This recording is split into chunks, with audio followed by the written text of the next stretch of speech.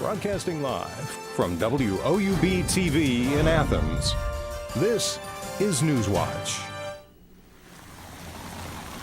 Severe thunderstorms rumbled across the region last night and early this morning. Streets and parking lots were left flooded from heavy downpours. Good evening, I'm Chelsea Sick. Thanks for joining us. Forecaster Allison Gens joins me at the desk now. I know those storms woke me up really early this morning, so really loud thunder and lightning. Yeah, we definitely had a lot of rain as you head out for your school or work or wherever you had to travel this morning. Those storms pummeling us with some downpours this early morning and even into our afternoon hours. We didn't see much of the storms until around 6 p.m. yesterday, but those continued into today, and we're still seeing some scattered showers around the region. Yeah, we do have some video of some of the areas across Ohio that were really slammed overnight with these storms. Trees came down and houses and cars were badly damaged. Those storms left a lot of destruction in their wake. Much of that was due to the reported 1.5 inches of rain that poured for hours on and off in the last 24 hours and over 30 miles per hour wind gusts. And although storms have moved on, we still have some watches and warnings in effect, don't we, Allison? Yes, we do. Right now, we actually have a flood warning in effect right now for Guernsey, Monroe, Muskingum, Belmont, and Noble, and Perry counties, as well as Jackson, Athens, and Vinton. This is not affecting the entire counties, but portions of it, and those last till around 10 o'clock tonight. And then we also have a wind advisory in effect for Athens, Pickaway, Fairfield, Ross, Hocking, and Adams and Pike and Scioto counties. And so those, if you look today, we did have those rain showers that were in effect. This is a little bit of our look from earlier this morning around 11 o'clock. You can see those rain showers that are moving their way in, that low pressure system that's working its way through. But then if you look for tonight, though, that system is completely moved out of our area. We are seeing a couple little pop-up scattered showers in the region right now, but that most of that system has moved its way out. So not much to worry about anymore at this point, but I'll tell you in my extended forecast what you can expect as far as any future rain showers that might be on the way. But right now we are getting a nice break from those showers, and just breaking that down for you a little bit for overnight tonight. We still see that chance for some scattered showers around 9 p.m., but that dissipates up pretty much by midnight with 41 as our temperature. Temperatures are dropping pretty low overnight. We did have a warmer day today, though you probably were inside because of the warmer temperatures. But tomorrow it is going to be a little bit cooler, 36 for our morning, and then mostly cloudy skies at around 3 a.m. And so we'll start to see the cooler temperatures coming our way, but it will be less rain, I guess, in our region. Yeah, I'm definitely excited to see those storms move out of the region, even if it means a little bit temperatures. All right, thanks, Allison. A new round of storms could hit the Midwest today following a series of deadly tornadoes that devastated the region on Tuesday. Diane Gallagher has the details on where these storms are heading. For the second straight day, severe storms ripped through the Midwest. We've seen stuff flying through the air, signs, parts of roofs. And southeast. In Tennessee, Kentucky, Illinois, Indiana, Iowa, Missouri, and Ohio, reports of more than 20 tornadoes shredding through cities. Everything you work for, gone in 30 seconds. Homes and communities. Total devastation. You see people to go through this and you pray for them and hope you never have to go through it. Well, here it is. Tornadoes are being blamed for 2 deaths in Illinois. I lived here my whole life pretty much, and so you know most everybody, and yeah, it's just a sad thing. I mean, any loss of life is sad. And just outside of Perryville, Missouri, police say a man died when a tornado blew cars from a junkyard onto an interstate. Several other drivers were injured. Tornado picked up about 15 to 20 of these old cars, picked them up, blew them out of the junkyard across this county road here and onto the southbound lanes. Airports across the country are canceling flights because the National Weather Service says it's not over yet. Meteorologists fear close to 100 million people could be in the path of a second wave of potentially deadly storms expected to spread across the Ohio and Tennessee Valley and then into southern New England. I'm Diane Gallagher reporting. And stay with us, Allison Gens will have more on what to expect in her extended forecast.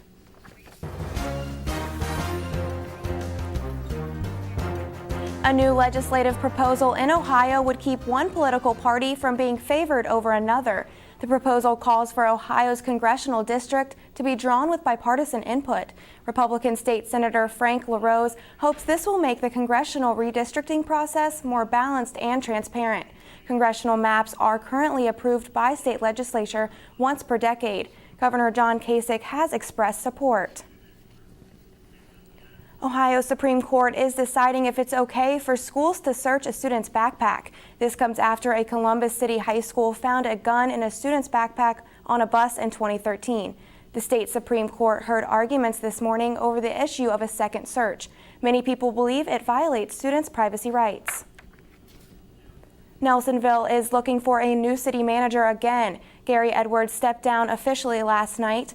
Edwards had told the Nelsonville City Council in December he would leave after less than a year in office. He didn't give a reason for resigning. The Athens Messenger reports the council passed an emergency ordinance last night to hire Charles Barga of Athens as interim city manager. Barga has spent 19 years managing the southeast region of the state auditor's office. City Council does have 3 candidates for the permanent job. The Athens School Facilities Steering Committee will introduce 3 plans to the school board. The Athens Messenger reports the committee approved the options to weigh and discuss at the next school board meeting. The proposals, which include options for constructing new schools, will not be ranked. Committee members will speak at the March 16th meeting before the public can participate. The steering committee's report and the answers to frequently asked questions are expected to be made available to the public. Ohio University employees will not see salary increases this year. OU's Budget Planning Council told faculty and staff in an email on Tuesday. Changes to their health care plan are also expected to take place, raising annual prescription costs by 11.5%. These changes are being attributed to Governor John Kasich's proposed budget. Students and faculty wouldn't let the wet weather stop them from marching in a show of unity. Newswatch's Arnold Vanda has more on the annual Bobcat Unity Walk. The attendees of the second annual Bobcat Unity Walk gathered in front of Alton Library Tuesday afternoon under the motto, "Where there is unity, there is always victory." Ohio University's International Student Union organized the walk in an effort to celebrate the unity in Bobcat diversity. I think the motto of ISU itself, many nations, one family, and by nations, it includes the United States of America also. So we see different nations, different genders, but we are one family. One Bobcat family, one Athens family. This was the main purpose that ISU took the lead, stay committed, and I think you can see that people from different countries, different gender, different identities got together and focused on the issues of diversity. Originally, the walk was scheduled for February 16th. But it was cancelled after campus shut down because of a city water main break. This time, water could not stop the Unity Walk. Walkers braved the wind and rain as they walked around campus before ending at Baker Center. Inside, international and American students shared their experiences about looking different and how they perceived the changes in the U.S. foreign policy. One of them was American student Cindy Vu. Her parents immigrated from Vietnam to the U.S. Vu told the audience about her experiences on campus because of her Asian appearance. I think it's important for people to understand that somebody being different from you doesn't mean that that's something that's wrong. Diversity is a really big thing, especially once as college students you're going to be entering the workforce, and you have to realize that you're going to be facing a lot of different people, and being comfortable with that is going to be something that determines whether or not you're successful. Organizers say the walk is a clear demonstration that in good times OU's international community celebrate together, and in hard times they stand together. Reporting for Newswatch, I'm Arnold Vanda. Tomorrow, the International Student Union will be taking part in another event aimed at diversity and inclusion. They will be inaugurating a new meditation room in Alden Library. We'll have more on that story in tomorrow's newscast. Trump worked to smooth over rough edges at last night's address to Congress. We'll break it down for you after the break. And new details concerning war crimes in Aleppo, how the Assad regime used weapons to displace hundreds of civilians. These stories and more when Newswatch returns.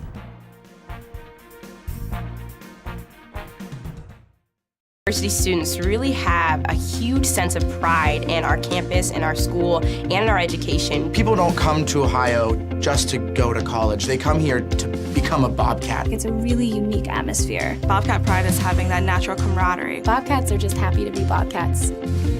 My favorite time of year at Ohio has to be homecoming. When the alumni come back, you can see that the love of this university doesn't fade. Once you're a Bobcat, you're always a Bobcat.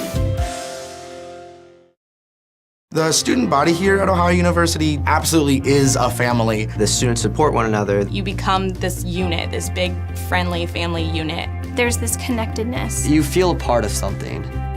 Driving in on the highway and just seeing the red bricks and the trees again, it's just like coming back home. There's great students, great professors. You just walk around campus and think, oh my gosh, I can't believe I go here. I feel like I matter in the community, and I feel like I matter here at Ohio University. It's home. Athens is home. I knew that I wanted to come to Ohio University from the very first time I visited here. There's something about the campus that grabs you. It was really comforting. Very welcoming. It's one thing to write down your name and your GPA and that kind of stuff and send it in. It's another thing entirely to be here and see how great it is. The campus here is just electric. Absolutely gorgeous. Everything just looked really college-like. I looked at my mom and I said, this is it. And she said, the tour's just started. I said, no, you don't understand. This is it.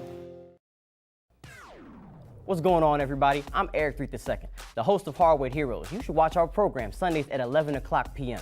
Any important and relevant information you need about Southeast Ohio high school basketball, we have. During the week, keep up with our online content at woub.org/heroes. Like us on Facebook, follow us on Twitter at Hardwood Heroes. You can follow your boy as well at junior_3. As always, I'm Eric III, reminding you to be heroic.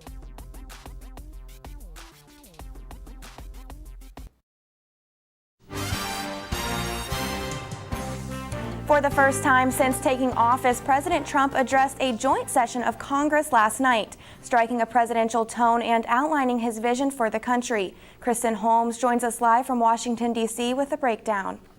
Seize this moment, believe in yourselves, believe in your future, and believe once more in America. President Donald Trump striking a softer and more unifying tone during his first address to Congress, starting his speech condemning the recent targeting of Jewish community centers and the killing of an Indian man in Kansas. We are a country that stands united in condemning hate and evil in all of its very ugly forms.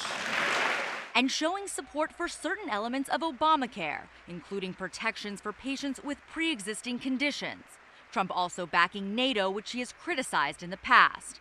By far the most emotional moment of the night came when the president paid tribute to Karen Owens, the widow of Navy SEAL Ryan Owens, who was killed during a controversial raid in Yemen in the first days of Trump's administration.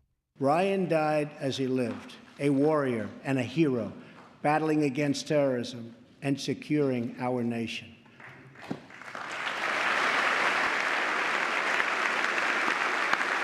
A CNN ORC poll of speech watchers showing 57% viewing the speech as very positive. What the American people saw is the president I serve with every day. But Democratic leaders are still not convinced. There's a low bar here among a lot of the media. Oh, well, he wasn't nasty. That is not enough to get America in the place where we have to go. WOUB took a look at what people in Athens thought about last night's event. Some say the speech was one of the best, while others are not so sure. Thought he was more put together than most other speeches he's given probably in his whole life. He seemed generally like more presidential, but at the same time the content was the same, it just was said more eloquently, so it's kind of just it's still not good.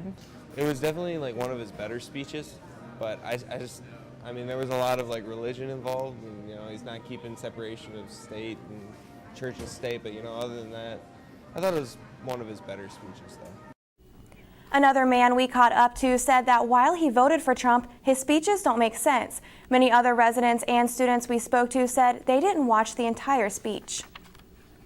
The U.S. Senate is confirming Representative Ryan Zinke Secretary of the Interior. In this role, he will oversee protection of the country's natural resources. The Republican from Montana told senators he believes climate change is real, but stopped short of saying humans play a role. He also promised to review restrictions on oil drilling in Alaska instituted by the Obama administration. Zinke indicated he will not sell or transfer federal lands, and he will prioritize maintenance funding for national parks. He has not been clear on a position regarding the large national monuments in Utah and Las Vegas designated by Obama. Many Republicans want those designations reversed because drilling and mining are not allowed on national monuments. Ranching, logging, and other economic development activities are also strictly regulated on those lands. A UN report confirms war crimes were committed during the Battle of Aleppo. It outlines how the Assad regime used indiscriminate weapons such as barrel bombs, cluster munitions, incendiary and chemical weapons. Syrian and Russian airstrikes claimed hundreds of lives, destroyed vital civilian infrastructure, and forcibly displaced the population of eastern Aleppo. The UN Commission of Inquiry on Syria found that all parties to the conflict had shown a willful disregard for international humanitarian law and said that war crimes were committed. On Wall Street today, the Dow soared over 200 points and topped 21,000. Here's a look at stocks of local interest.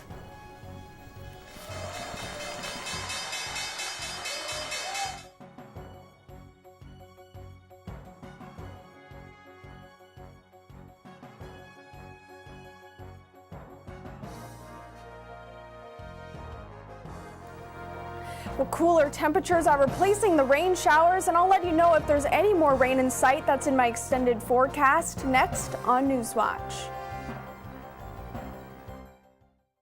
Professors really care. They care about my grades, they care about my opportunities, they care about my experiences, they want me to succeed. They give those opportunities to the students. My professors have been extremely approachable. Literally, their door is always open. You can go to them with pretty much anything. Everyone knows your first and your last name and where you sit in the classroom. I really never feel like I'm being talked down to or just being taught material. I always feel like I'm having a conversation. And they want to share those opportunities and those experiences with us. Ohio University students really have a huge sense of pride in our campus, in our school, and in our education. People don't come to Ohio just to go to college. They come here to become a Bobcat. It's a really unique atmosphere. Bobcat pride is having that natural camaraderie. Bobcats are just happy to be Bobcats. My favorite time of year at Ohio has to be homecoming. When the alumni come back, you can see that the love of this university doesn't fade. Once you're a Bobcat, you're always a Bobcat. I knew that I wanted to come to Ohio University from the very first time I visited here. There's something about the campus that grabs you. It was really comforting. Very welcoming. It's one thing to write down your name and your GPA and that kind of stuff and send it in. It's another thing entirely to be here and see how great it is. The campus here is just electric. Absolutely gorgeous. Everything just looked really college-like. I looked at my mom and I said, "This is it." And she said, "The tour's just started." I said, "No, you don't understand. This is it." The student body here at Ohio University absolutely is a family. The students support one another. You become this unit, this big, friendly family unit. There's this connectedness. You feel a part of something. Driving in on the highway and just seeing the red bricks and the trees again, it's just like coming back home. There's great students, great professors. You just walk around campus and think, oh my gosh, I can't believe I go here. I feel like I matter in the community, and I feel like I matter here at Ohio University. It's home. Athens is home.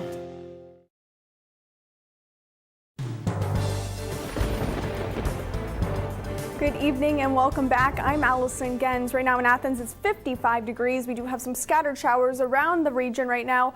Winds are 15 to 20 miles per hour right now, and our temperatures around the region are in the mid to low 50s, 51 in Ripley, 59 in Marietta, 57 in New Martinsville, and 55 in Cambridge, and those temperatures are going to keep dropping, of course, as we head into our evening hours.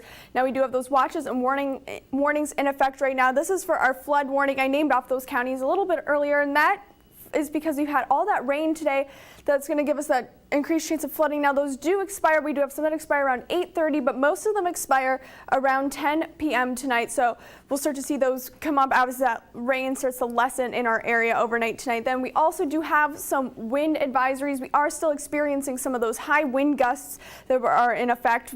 Some of them could be up to 20 some miles per hour right now. So that's also to use caution if you're outside right tonight, that those winds are still a little blustery out there. Now our high today was 65 degrees, so we were a lot warmer today than we normally are supposed to be. Our average temperature is 42 for this time of year. Not quite at a record of 72 hit back in 1972, but we were feeling a little bit warmer, but too bad we couldn't get out there and enjoy that as we were getting those rain showers throughout the day. It did clear up a little bit by the afternoon, but it's kind of put a damper literally on our things today.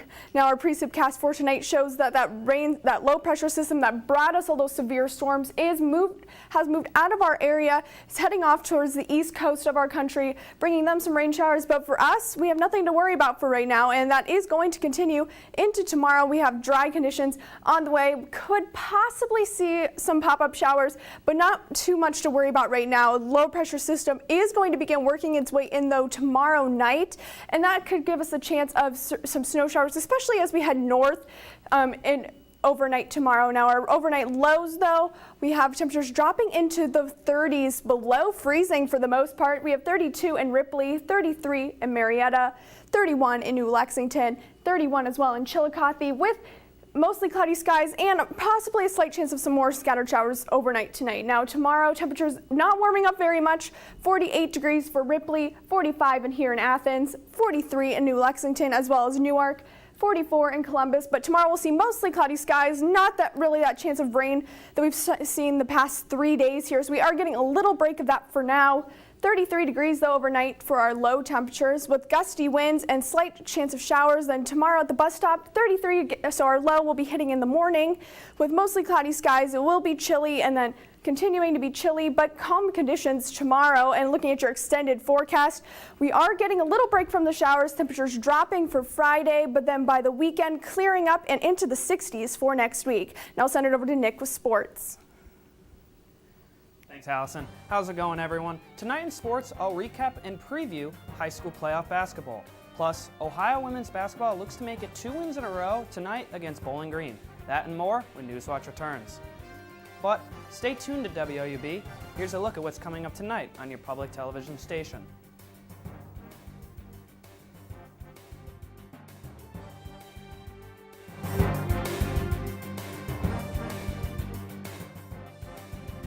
What's going on, everybody? I'm Eric II, the host of Hardwood Heroes. You should watch our program Sundays at 11 o'clock p.m. Any important and relevant information you need about Southeast Ohio high school basketball, we have. During the week, keep up with our online content at woub.org/heroes. Like us on Facebook, follow us on Twitter at Hardwood Heroes. You can follow your boy as well at junior_3. As always, I'm Eric II, reminding you to be heroic. Ohio University students really have a huge sense of pride in our campus, in our school, and in our education. People don't come to Ohio just to go to college. They come here to become a Bobcat. It's a really unique atmosphere. Bobcat pride is having that natural camaraderie. Bobcats are just happy to be Bobcats. My favorite time of year at Ohio has to be homecoming. When the alumni come back, you can see that the love of this university doesn't fade. Once you're a Bobcat, you're always a Bobcat.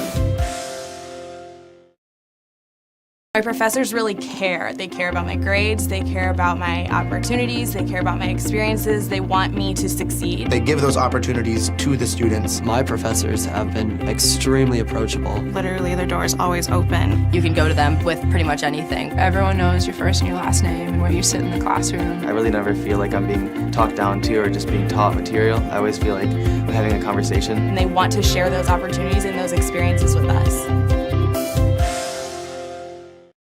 I knew that I wanted to come to Ohio University from the very first time I visited here. There's something about the campus that grabs you. It was really comforting. Very welcoming. It's one thing to write down your name and your GPA GPA and that kind of stuff and send it in. It's another thing entirely to be here and see how great it is. The campus here is just electric. Absolutely gorgeous. Everything just looked really college-like. I looked at my mom and I said, this is it. And she said, the tour's just started. I said, no, you don't understand. This is it.